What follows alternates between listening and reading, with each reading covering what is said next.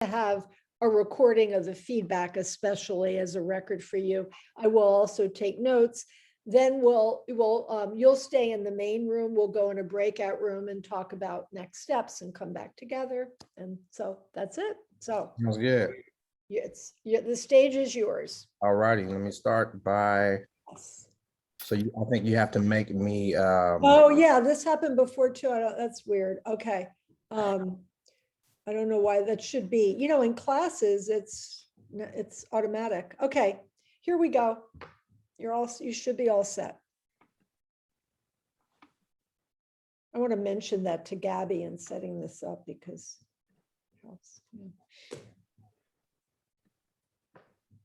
perfect. All right. Okay, here we go. My topic is Second Chance College, exploring how college education and mentorship reduce recidivism for African-American males.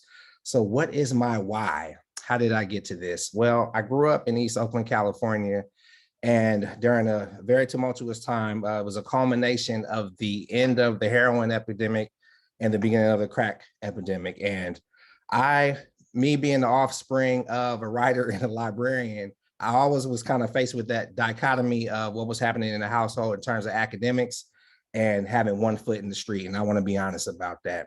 When I was 18 years old, it was shortly after me graduating from Skyline High School. A bunch of neighborhood friends picked me up in a car, and I just thought we were going to ride around, maybe smoke a little marijuana, drink a little bit, talk to some girls. And I wasn't naive. I knew what I was doing. We ended up getting pulled over by the police later on that night, and the car was stolen. And spent my entire 18-year-old summer in Santa Rita County Jail. I pretty much got off with a slap on the wrist, joyriding, but I faced carjacking charges. So after spending my entire summer in Santa Rita, I didn't like the look on my mom's face going back and forth to the courtroom. It looked like she wanted to throw up. So I vowed to never put her through that. So over my 15 years in academia, I became interested in folks that were similar to me, did time at an early age, learned from their mistakes, and vowed to never go back. Juxtaposed to my neighborhood friends, they treated prison like it was a revolving door, right? Once you go one or two times, that scared straight mentality goes completely out the window, right? And, believe it or not, folks have friends in jail. There is structure in jail. There is 3 meals a day in jail. You have a place to lay your head, clothes to wear, etc. So I want to look at, not only did I want to look at, the mindset of folks that experienced incarceration early on and learn from it and move through that, but what worked for them. And that's what led me to my topic. So this right here this is the first time I am sharing this article with anyone. I was the only one mentioned in the article because 2 of my friends that were involved that night lied about their name and age. They later joined me that summer in Santa Rita. So, the first time I spoke about being incarcerated in an academic setting was in Dr. Katz's human rights class. And it was a euphoric kind of feeling, like a weight had been lifted off of me. So I can only imagine what my participants are going to go through. So I promised my mom, when she saw this article, that the next time she saw me in the paper, it wasn't going to be anything. It wasn't going to be anything bad. I made good on that promise about a year and a half later when I ended up being a staff writer for the Chabot Spectator. And on the right-hand side, you see the caption that says, "I ran to escape these, and you, my son, have chosen to get right back into them. Was my pain not enough for you? You just had to feel it for yourself." So there's a large debate where, a lot of, educators of color feel like, the youth these days are not realizing the struggles of what our ancestors went through, and all the opportunities that we have in hand are not being taken advantage of. So I want to get into the statement of the problem. African-American men are incarcerated twice as often than any other ethnic group, which creates a problem upon their release. Once released, African-American men have limited option when it comes to job placement and usually end up in jobs that are primarily skilled labor positions such as construction, mechanics, landscaping, plumbing, and so on. And I wanted to speak to this briefly because my role as a counselor has always been to expose students to all career fields and non-traditional career fields and just letting them know what's out there. The main problem addressed in this research is the high rate of recidivism of incarcerated African-American males in the United States and the potential of education and mentorship in reducing that high rate. Supporting the formerly incarcerated can be done through community colleges by establishing rehabilitative programs that utilize efforts and resources tailored for the individuals. Compared to the traditional four-year college, community colleges allow academic flexibility for the formerly incarcerated and lower tuition and fees. So we know that there isn't a large level of rehabilitation that actually happens in jail. There aren't many prisons that effectively work with individuals that have mental health issues, let alone college programs that are already embedded in the jail. A very select few prisons have them, right? So many folks that are in jail, either they do not qualify or there is a mile long waiting list. So when they get out, then community colleges become a viable option. There's financial aid, there's scholarships at community college, there's psychological services, there's counseling, along with many other resources to help students be successful. The background in need reads, there has been much research on mass incarceration, prison industrial complex, recidivism, policing the Black boys, rehabilitation, school to prison pipeline, criminalization of our youth, mentorship, and college education. And believe it or not, I was interested in all of these topics. I had to narrow my focus, so I ended up picking college education and mentorship. Those were the ones, just based on all my reading of articles and books, they jumped out for me. So there is little scholarship that examines the impact of college education and mentorship simultaneously, right? Adult mentoring services provide direct and indirect support for at-risk youth. These services are considered paramount in countering the failures of the correctional system that prove unsuccessful in deterring future offending. The formerly incarcerated may return to environments that spark additional crime activities, and since they tend to be less educated, they are more likely to have lesser opportunities for employment. Reentry programs are therefore instrumental in providing successful rehabilitation and consequently reducing recidivism. We've seen that statistic: the more education you have in your lifetime, the more money, the more opportunities you're going to have in a lifetime. Insufficient research exists to fully understand the lived experience and situations of formerly incarcerated after reentry. So my study will include narrative inquiry and the restoring of the effects of college education and mentorship on formerly incarcerated African-American males. So narrative inquiry, that counter storytelling, is the gap that I'm looking to fill with my research. So I want to hear what worked, right? What didn't work? What was effective versus what was ineffective? So you see these babies on the right are very cute. They're adorable, but that statistic isn't, right? So 1 in 17 versus 1 in 3 are going to experience some form of incarceration in their lifetime. And it was important in my study to establish the kind of how did we get here, whether it was systemic racism, the 13th Amendment, what have you. Many of us know that it's systemic. Many of us know that it is by design. Prisons are big business. What we can do is kind of share our stories, right, through the research and the narratives. This one reads, there are 1.7 million Black men under some form of correctional control today, about twice the 870,000 Black men who were enslaved in 1850. Slavery wasn't abolished, just redesigned. That just speaks to the prison industrial complex, right? So the purpose of this study is to investigate the impact of college education and mentorship on reducing recidivism for formerly incarcerated African-American males. Besides college education and mentorship for reducing recidivism for African-American males, this study will also explore other options that help keep African-American males out of prison. Emphasis on this study will explore other options that help Black males stay out of prison. Because I know that college is not the end all be all. I know that college may not work for everyone. So I want to find out what is working, right?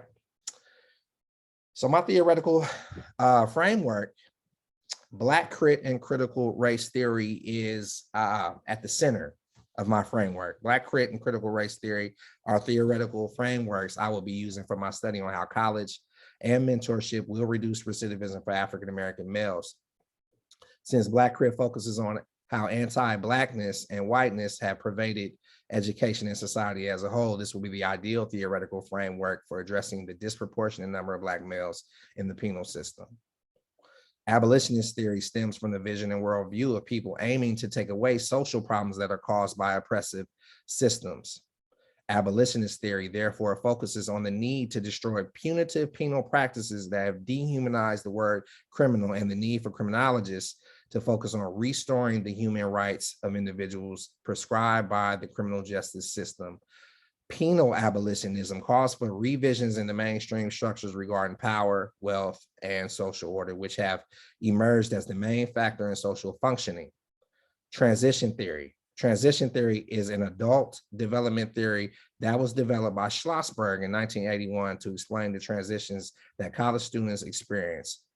This model was established to guide adults in transition to cope with extraordinary situations of living, right? Nothing more extraordinary than transitioning from jail to the outside world. So this theory deals with positive psychology, which was right up my alley as a counselor, and looks at aspects like optimism, hope, and how individuals adapt to new environments.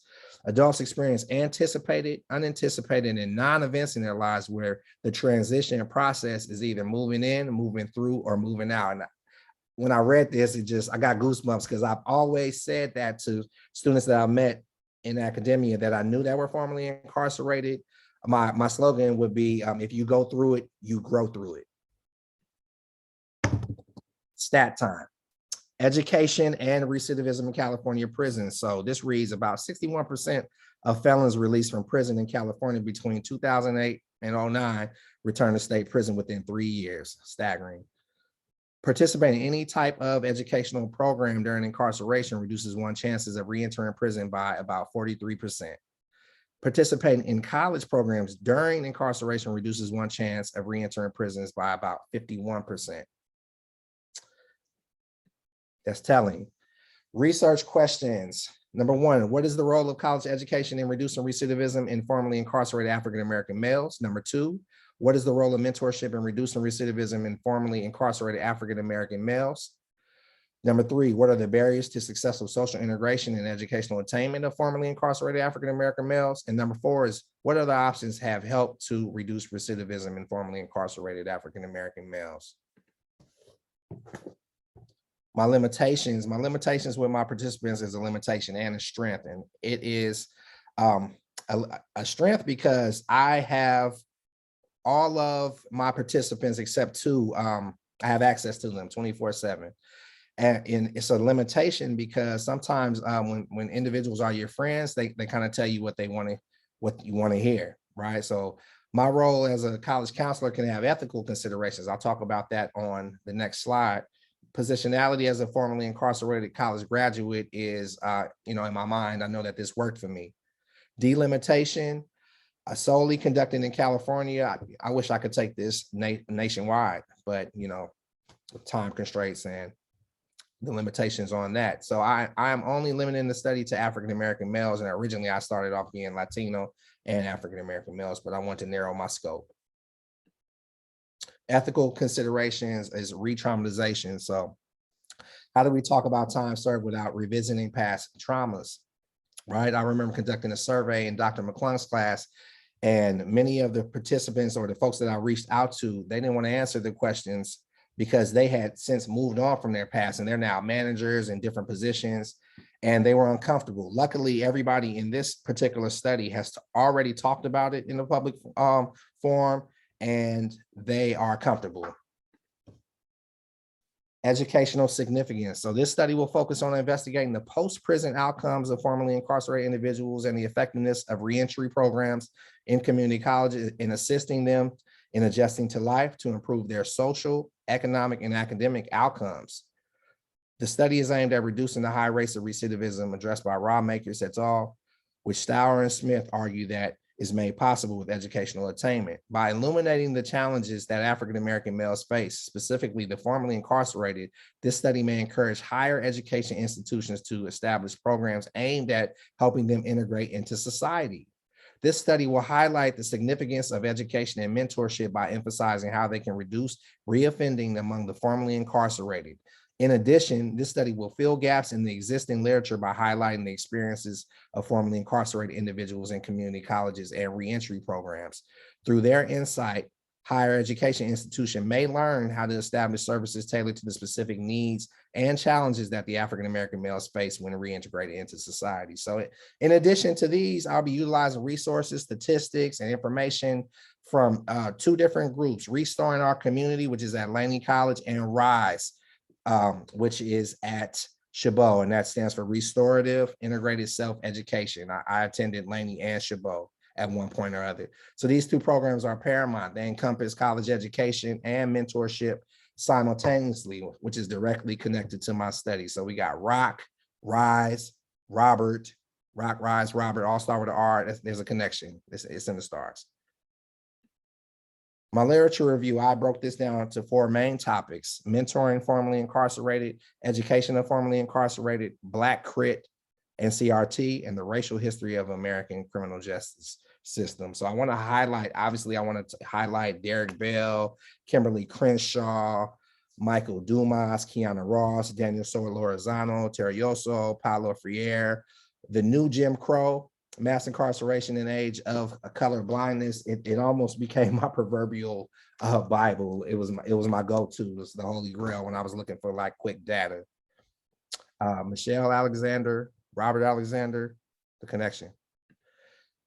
Methodology, narrative research. So Bamberg and Andrews describe a counter narrative as a story that offers a positive alternative to the hegemonic viewpoints. The aim is to deconstruct harmful, stereotypical, false narratives, usually about minoritized communities. Counter narratives are important because they allow the stories of the invisible to be heard.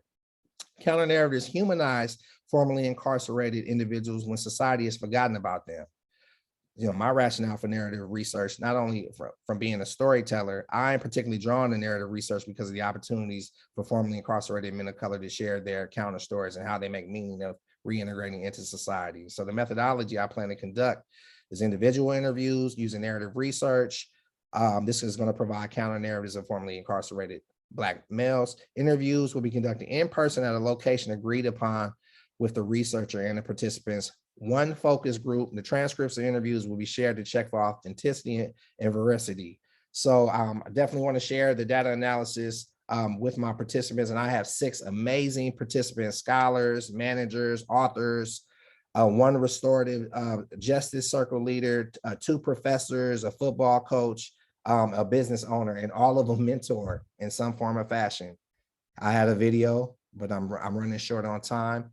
I just want to say, if I could have 30 more seconds, so many scholars, authors, educators, activists have been incarcerated, you know, from the European ones like Miguel de Cervantes, Fyodor Dostoevsky, Alexandre Dumas, Leo Tolstoy, Antonio Gramsci, to all the way to the formerly incarcerated folks from, you know, different parts of the world, right? And that helped shape, you know, social and political system in their respective countries, like Mahatma Gandhi, Angela Davis, William Reich, Malcolm X, Eldridge Cleaver, Assata Shakur, Nelson Mandela, and Paulo Freire, who was accused of being a communist threat and using subversive activities just for trying to increase the literacy rates in Brazil. And it wasn't lost on me that The Pedagogy of Oppressed was the first book that was given to me at USF. So I took a deep dive and I learned that Paulo was a proponent of cultural circles, which ironically is the same thing that we use in restorative justice. But a cultural circle is a pedagogical process that provides the conditions for learners within the classroom or communities to participate freely in naming their world and developing their voices within a meaningful context of cultural respect, affirmation for their lived histories, and everyday experience. You see the connection there? Now, I'm not Paulo Freire, but that's all I'm trying to do. Thank you.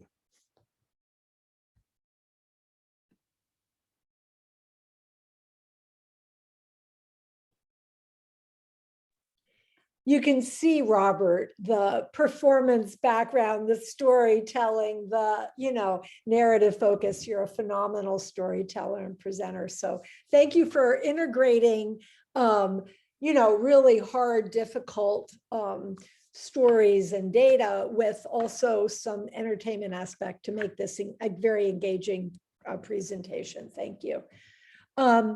So we will have this discussion of the two venerable, is that right? Venerable committee members to get their feedback, because I've been so immersed, and sometimes when you're so immersed, you need other people to help you step back. But I have a couple framing questions for you to consider if possible. One is the focus clear throughout? One thing I've learned with Robert is you give him an idea and whoa, you go with, your number of references, et cetera, et cetera. But then in doing that, we would just want to make sure that the focus is really clear. The second is, this is related, and I wrote that, I think Robert wrote in the email about, there's a whole final section of the literature review. That what happened with that was Robert originally put that in the theoretical framework, but it was way, again, the focus question. So to be able to focus on criminalization, incarceration, I suggested it was a lot of empirical research. So I suggested putting that in the literature review as a kind of placeholder, and we could see. I need help in guiding Robert on how to integrate that, because a lot of that, the references and the direction about anti-Blackness, et cetera, and what happens in schools is so important for why Black males end up becoming incarcerated in the first place. But again, the focus of the study is much more what happens, during incarceration and after. So, but it's really important information. So any suggestions you have in regard to that? It's really important information that shouldn't be lost. The question is how to keep the focus. So with that, I always like to start with each of you giving just an overall comment, and then each of you going, we go chapter by chapter, maybe alternating between the two of you. So Dave, since you're IME, I guess the usual, we don't have to, but do you want to start with overall, and then I'll Cheryl for overall, and then we go chapter by chapter.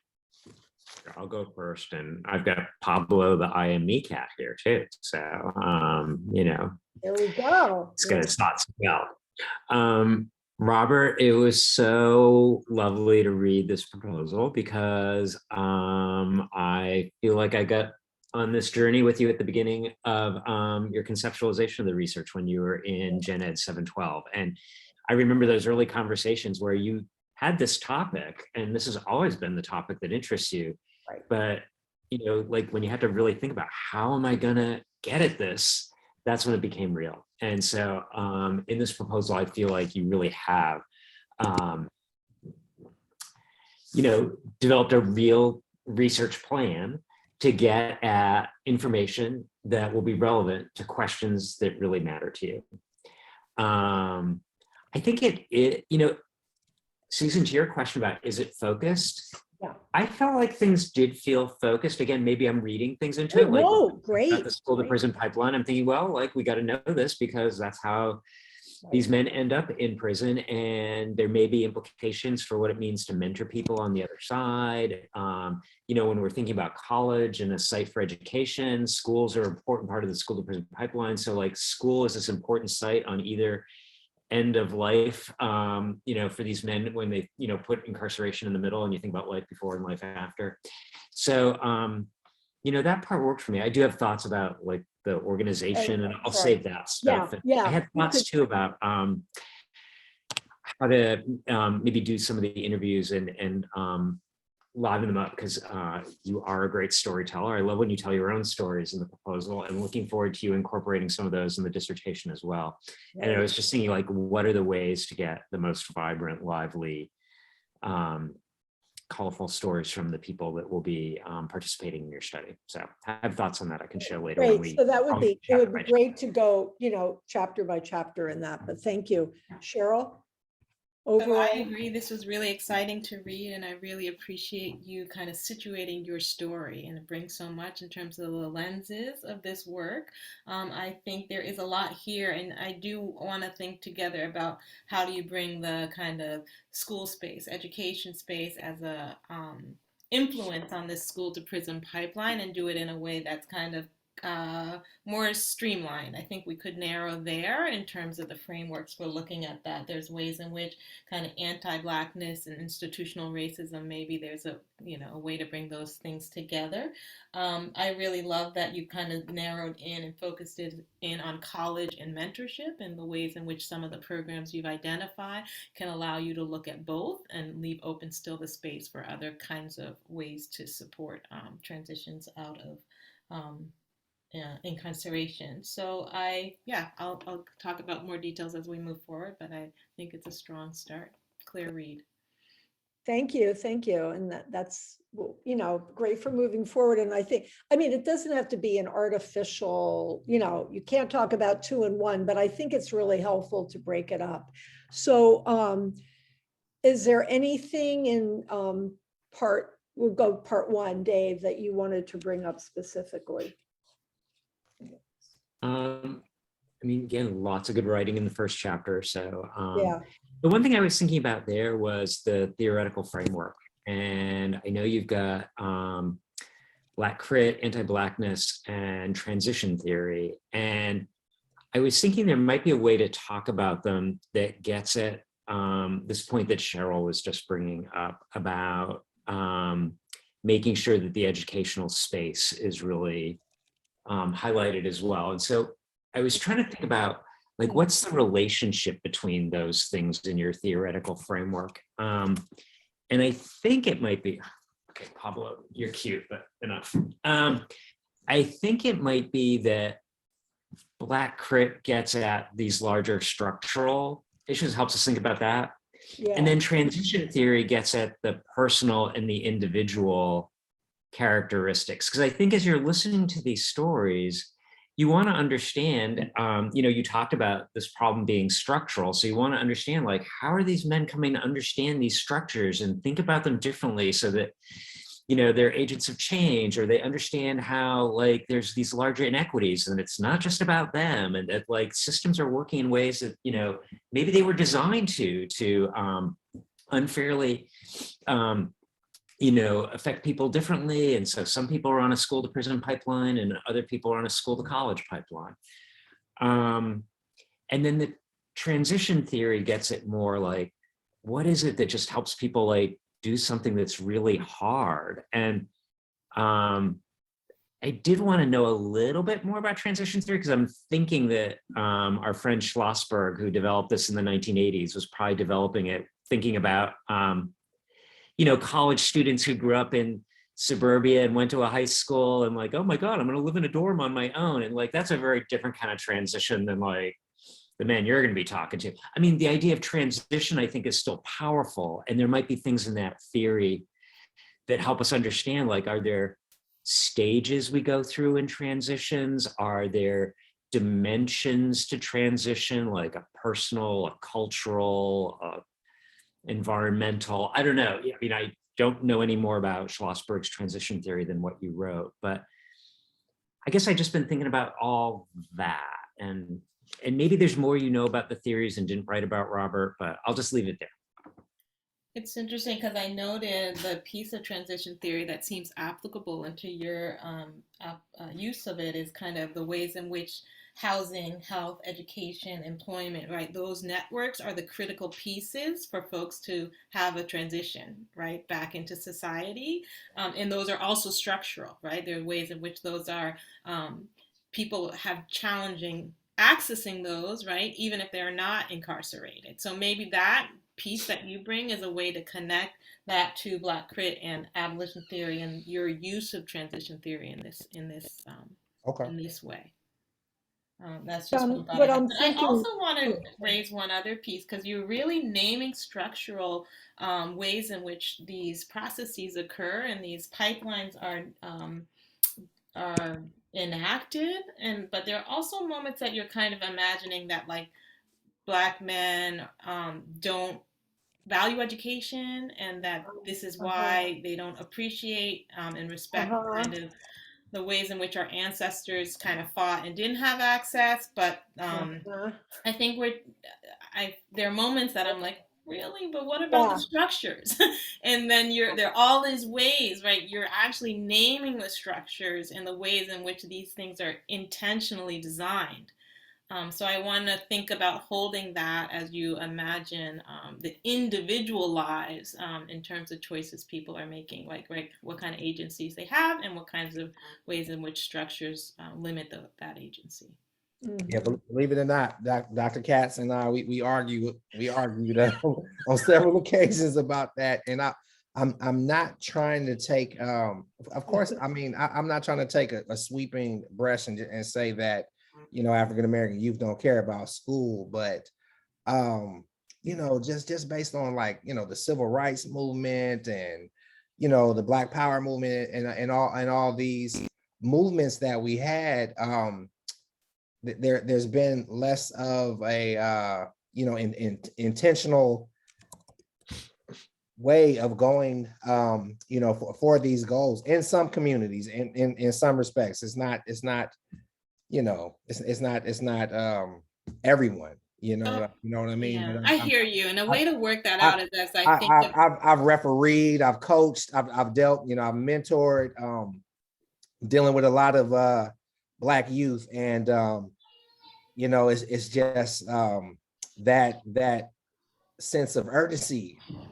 It has just, you know, a little bit. It's come down a little bit, and I can't really, you know, I obviously when I say something, I have to back it up, right, with the research. And you know, that's always been the challenge of, you know, what I'm experiencing and seeing and how I've lived, right, and backing that up with research. This is kind of like something that I know and kind of experience like in my heart, you know, just riding the BART through communities, and yeah. But I want to offer two things. One is just thinking about education, even the achievement gap, right? The naming of it as a gap versus around the opportunities that you're so beautifully articulating in terms of what don't exist that land people in prisons.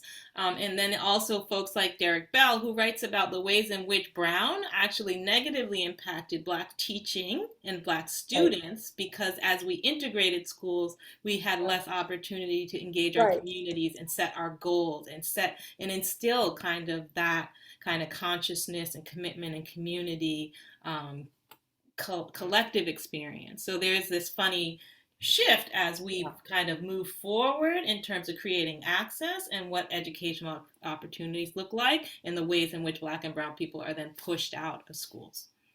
So just food for thought. Absolutely. Yeah. Oh, you went on mute. That the structural factors, that looking at the structural factors that have occurred since the 1960s that make movements and resistance movements, you know, so much, it's just very different phase. So it's hard to compare to then, because very, very different historical context, more opportunities, et cetera, et cetera. Yeah, so it's just, I mean, we've talked about this before too, so just being careful with that. I'm thinking I don't know if you're done, Cheryl, though. I am, yeah. That I think what both of you are saying maybe would be helpful in the theoretical framework is a paragraph in the beginning and maybe at the end that connect them and say like how they work together, you know, so that because Black Crit deals with a lot of the realities and the structural factors leading up to why Black men are disproportionately incarcerated and also experience after. And then, but the abolitionist theory goes along with really focusing on incarceration in particular. So if you name, and the transition theory, or like what you're saying, you're using transition theory to talk about the individual experiences. So I think if you have integrated and make that, articulate that, that'll be really helpful. Okay. Why are you using, because I think we always say like why use each theory, but how they're going to work together. I think that'll address that. Okay. Yeah. That is good feedback. Absolutely. Okay, let's go on to part 2. This is where that whole section, and again, to reiterate, that 5th section in the literature, Robert initially had for the theoretical framework related to Black crit, and then it just seemed like, the way when I'm teaching 709, I'm always saying that in part 1, you introduce the theoretical framework and why it's applicable for your study, but you don't include all the literature related to that. So it's like how to connect that. So I'd love your insight because it's such important stuff. Yeah. So Dave.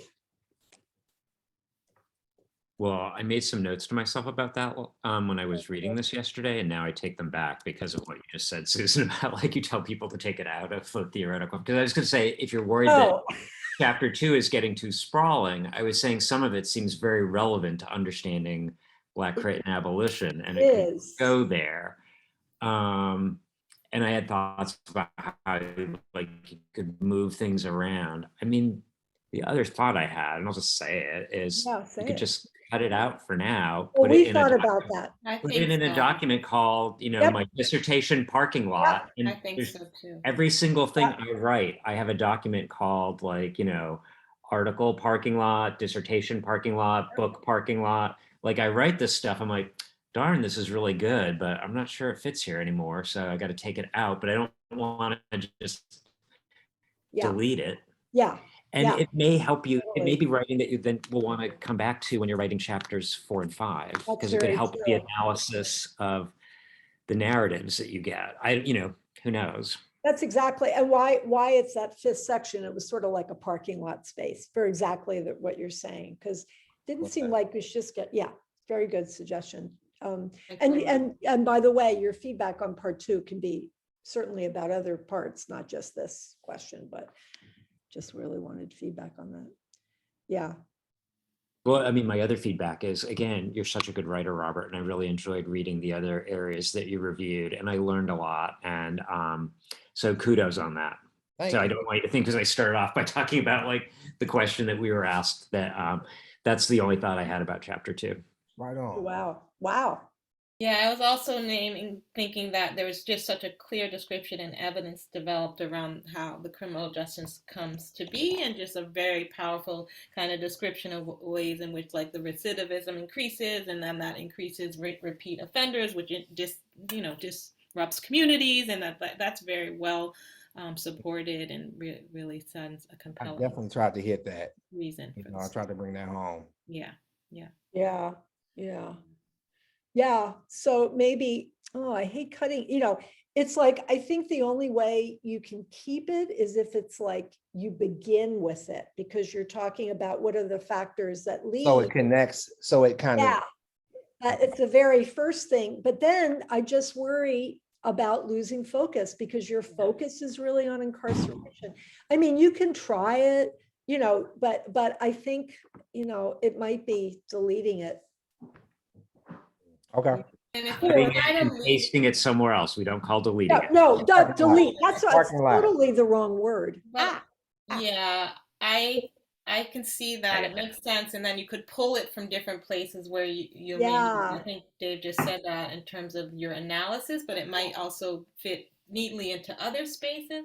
But if you don't, I think there's a lot of overlap. So like instead of them being chunked as anti-Blackness and then kind of marginalization and then institutional racism, for me, those really are integrated pieces. So there may be another way to just kind of consolidate and synthesize. That's very, very true. I think I was thinking, why, of course, hold on to it, but I imagine in the interviews, like this is kind of what Dave's saying, come back to it, because I imagine in the interviews, you're going to be talking about early experiences, and then it'll become really relevant. It might become clear. So just have it in a parking lot and, see how maybe you can bring it back later. That's a good suggestion. Thank you both. Okay, part 3. Wait, I should hold on a second. Let me test. Robert, do you have any questions for what's been said so far for each of the committee members about 1 and 2? You said a little about 1, but 2, do you have any questions before we move on to 3? is there a minimum amount of a minimum theoretical frameworks that you should be using? Like, should you at least strive for two or? No, you Okay, can have one.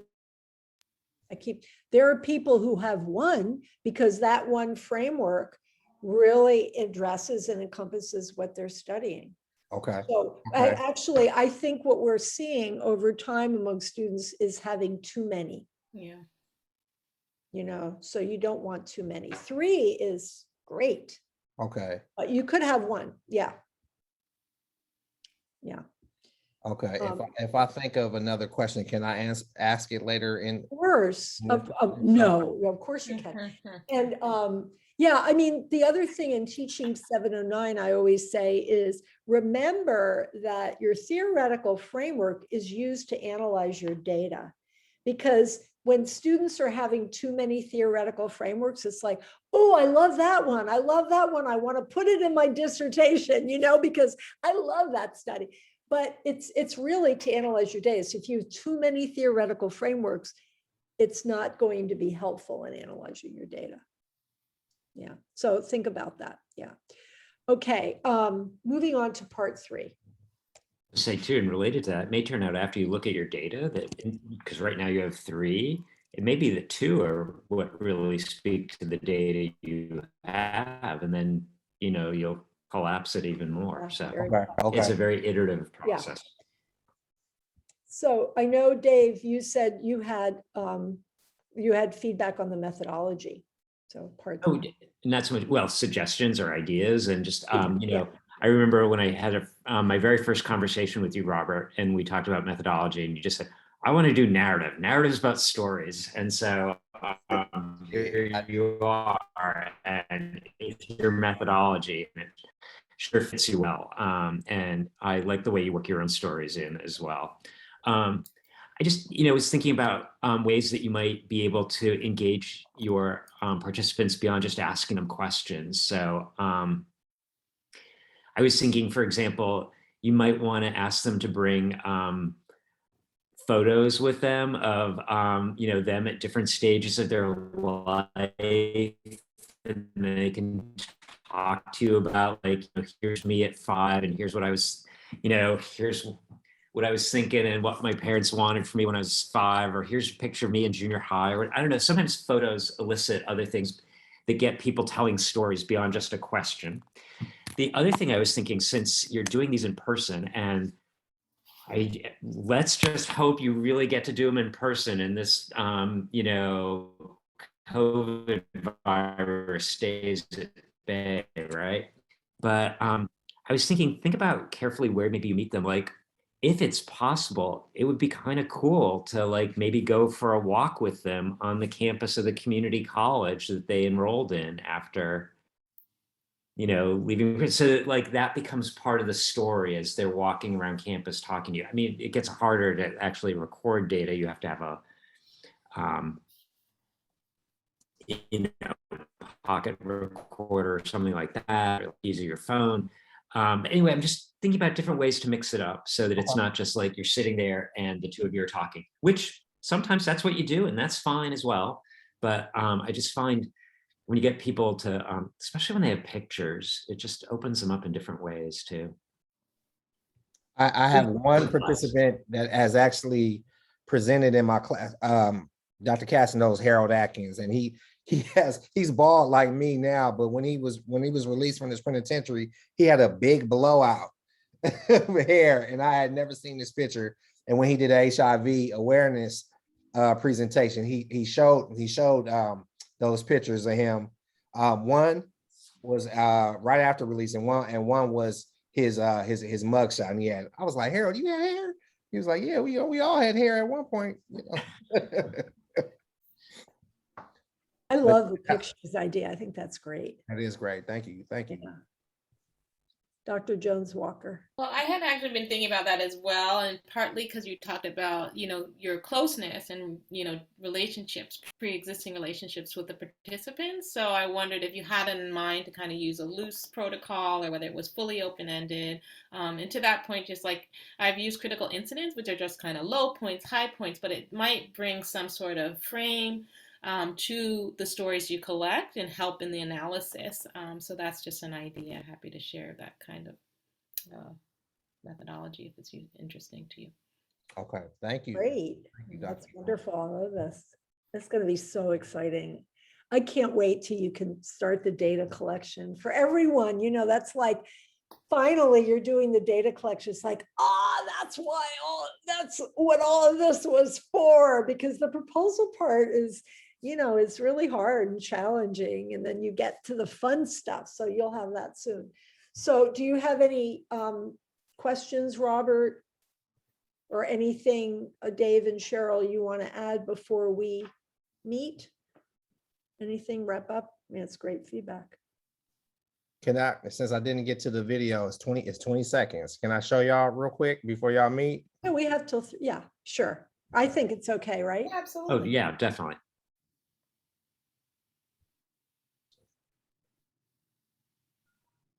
Okay, I think this is it.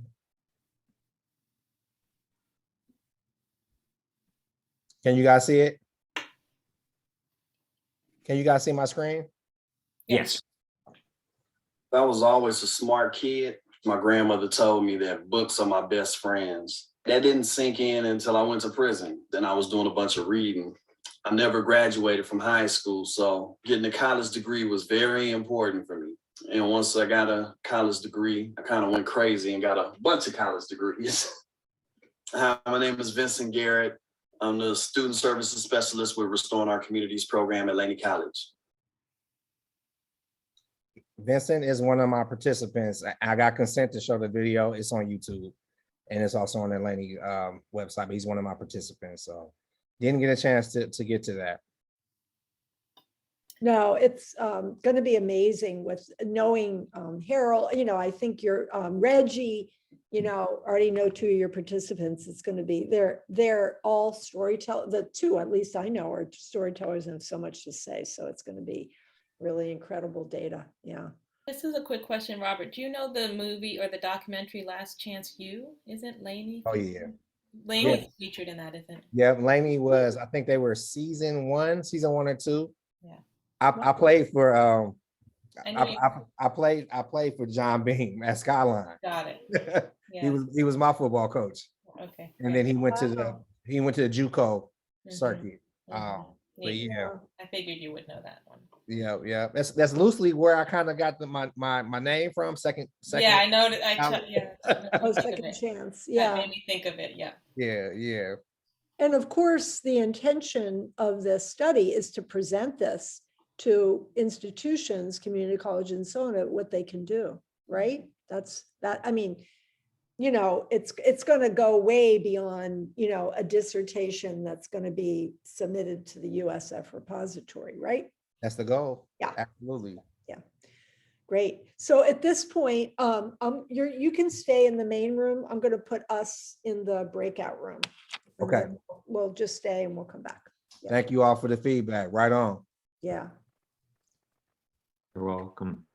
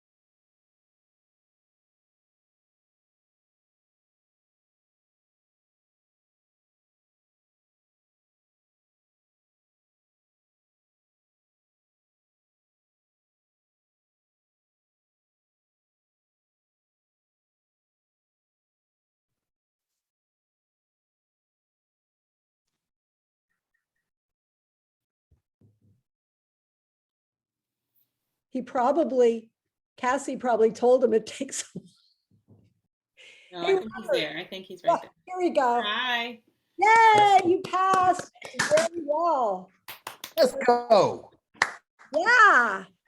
So the revisions, you pass with minimal revisions, and the revisions, and I'll go over this. I'll make a list, go over it with you. I'll write it out too, but is the section of the theoretical framework, just some overview where you talk about how the sections are going to relate to each other, the theoretical framework, I mean, the different theoretical frameworks, how you intend to use them, knowing that, once you have your data, that things could change, but just so don't like stress on that, but just to explain how they're going to work together.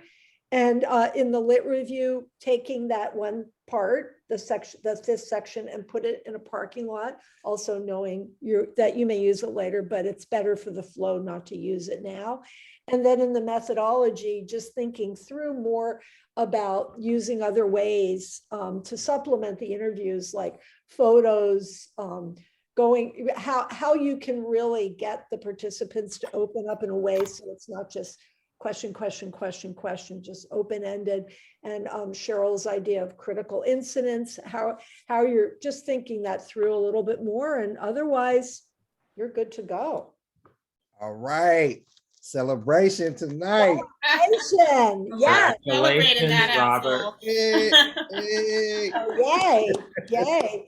Thank you both so much. Such a supportive, helpful defense. Robert, you can stay on for a sec. We could talk about next steps. Yeah. Great. Thanks, Susan. Thank you. Congratulations, Have a Robert. wonderful day. Take care. Bye-bye. All right. Bye-bye. Congrats again, Robert. Thank you. And do you want me to record what we're talking about right now? I think it's still recording. Yeah. Do you want me to, or should I turn it off? No, I want you to leave Okay. it. Okay. Wow. I mean, you have so few revisions. Oh, great. I mean, you like, Oh, no. wow. Wow. Yeah, that's fantastic. That's the great news. I mean, you could, from what they're asking for, you could do it tonight. Okay, I really think you could. done. I mean, it's just what I said. Theoretical framework, you don't have to rewrite anything that's there, just add a paragraph or a few sentences before, like overview, saying how you're going to use those, or you could do it maybe either at the beginning or the end of that section. Dr. Cass, the only thing is, are we gonna be super clear on what I need to take out? Like, is that gonna be identified in the paper? Yeah. The thing Yeah, that it's we're that gonna, fifth section. the fifth section, put it in the parking lot. And that's it. That's it for the part 2. That's it, Robert. Oh my God. Like, I don't think I've ever had this feel. Wow, that's good. So put it in the parking lot. Yeah. Okay. I mean, that's up to you if you want to put, I mean, I was thinking, but Dave was just saying, I don't want Put to, it in the parking lot. Let's Dave not was just let's not saying, overthink like, it, Dr. Cass. Dave was talking about his own, like, when you're doing the proposal, you have this theoretical framework because you have to do it, but you don't really know what you're going to use. So it doesn't make sense to, stress on that part too much. But I did think you could see if there's any of that you want to add. Nah, I take it back.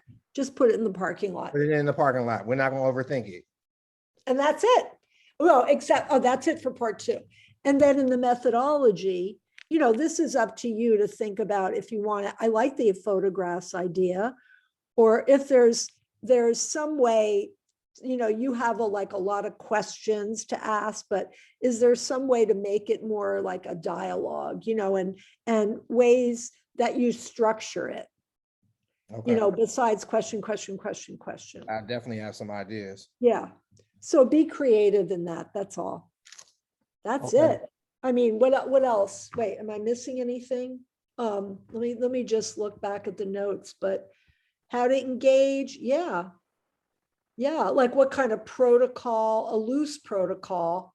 Yeah. Because you don't want it to be question, answer. So, and so that's it.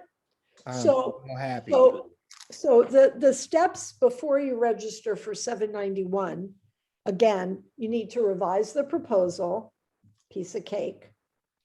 And then you turn that into me when you, this is all new, but when you register for 791, you upload that, the revision in the application, and people like, and then the committee members approve. Upload it into Canvas? No, upload when, then the 791, this is all new. The 791 application is all online. Remember when you registered for 790 and you had to put committee members, et cetera? So I can send that to you, the form, and you upload the revision there. You send, I mean, you know, you send it to me, I approve it, and then you upload it. So that's required to register for 791.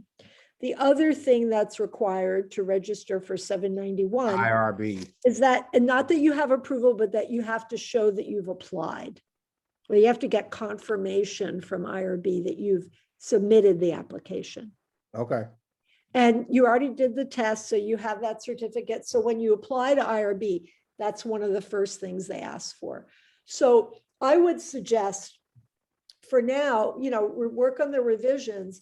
And then once you have the methodology clear in your head, you should be able to do the IRB application. Okay. But send all this to me before. You know, I know I sent you an example. So the IRB, there's the application and the consent forms. Okay. And I think those are, and then they usually ask for your questions. I mean, you Now, could just, I just want to be clear on the methodologies section. I'm coming back to that later. There's no revisions on that? no, the revisions were thinking about adding photos or. Oh, okay. Oh, that's right. All right. I mean, that's not a lot. No. That's not Okay. a lot. And these are all suggestions too. You could say, you know, you could do what you want. So yeah. Just something to me. I think what Dave was saying, how can you make it the most engaging? Now, knowing it's you, I'm sure it'll be engaging no matter how you do it, but just think about that. Like adding photos, that could be it. Okay, great. Great. You know, maybe go back, look over the questions that you did, that you added at the end, because you did those really quickly. Are those the best questions that you want to use? Okay. Yeah. Yeah. Do you have questions about early schooling? Because I'd love them to talk about, you know, like, I do. yeah, you do. Okay, I have to go back over them. Yeah. So I would just say maybe, And I got some questions related to self-efficacy as well. yeah, you know, to look at those questions. Is that what you want to use? Or do you want to make them maybe more open-ended, or like Cheryl was just saying, critical incidents, like talk about a high point in your life, a low, you know, this is all just suggestion. Just think about, I would say, go back over the questions and see if those are the ones that you definitely want to use, or do you want to leave it more open, or, you know, Absolutely. and then you could, and then that would be for the proposal as well as IRB. Okay, great. All right, I can handle this. Very lucky. It's more than luck, but you know, just, yeah. It's your great chair. Yes, yes. No, My chair is amazing. You got something coming. You have something coming from me. no, that's not necessary. No, it's been, I said this to Cassie. I didn't say it to you, but you know, having you in classes and everything was so wonderful, but I also really enjoyed getting to know you even more through this process. Oh, thank you, Dr. Katz. I Welcome. feel the same way. Good.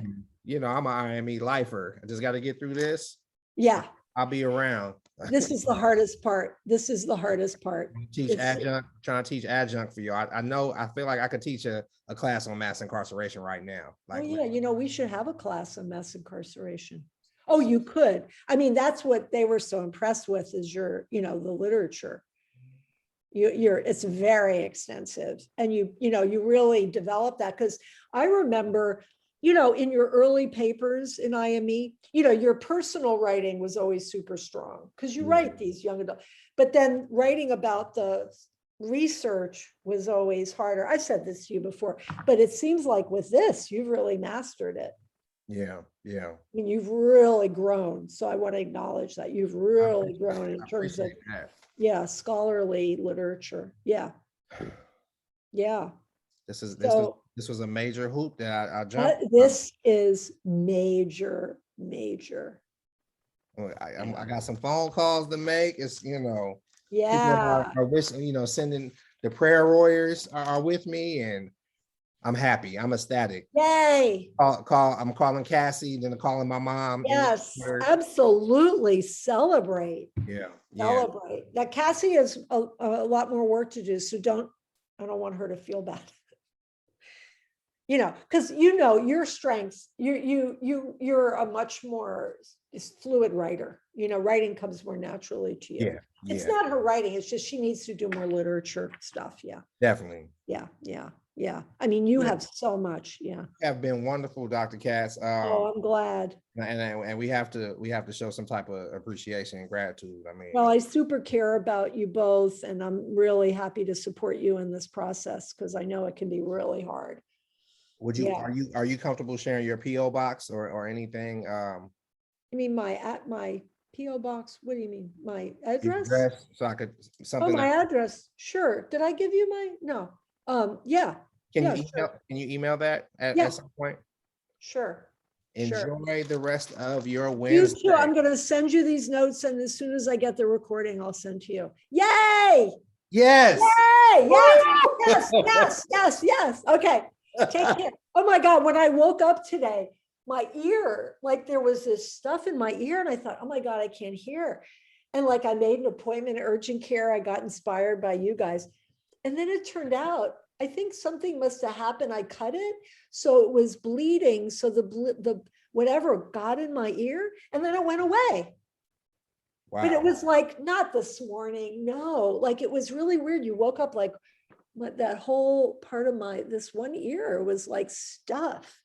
I couldn't figure out what the hell was going on. It's really And- weird. but But it's better now. yeah, no, it after I like realized, because I got, oh my God, you know, then, and I think blood must have gotten in there, and then it made it all. I can't believe I'm even talking about this. Why am I saying this?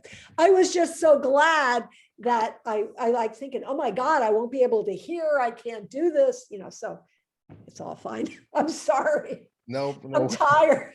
We're all like, we had a lunch today and we're all so tired. So celebrate. Yes. Yay, yay. Okay. All right, Talk to Dr. us Cass. soon. Send me a timeline, or, you know, when you're going to do these things. So, because you have to have all of this done before like the middle of January. The Okay. IRB applicant. Okay. Great. Yay. All Take right. care. Bye, Bye. Dr. Cass. Bye.